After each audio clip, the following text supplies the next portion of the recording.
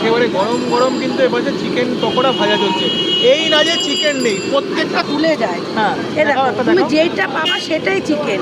এই দেখো মানে এরম নয় যে ভিডিও করতে এসেছো দেখাচ্ছেন, জানো তো আমি জানিই না তোমরা আসবে, এর জন্য মাথায় এনেছি 2 টাকা করে চিকেন পকোড়াটা বিক্রি করবো।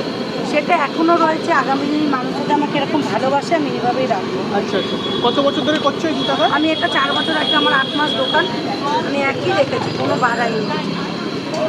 দেখো একেবারে গরম গরম কিন্তু এপাশে চিকেন পকোড়া ভাজা চলছে। এই না যে চিকেন নেই, প্রত্যেকটা কামড়ে কামড়ে চিকেন। কি হ্যাঁ চিকেন, আমি কড়াইতে দিতেই তো চিকেন অনেক সময় তুলে যায়। হ্যাঁ এ দেখো একটা তুমি দেখাও। যেইটা পাবা সেটাই চিকেন।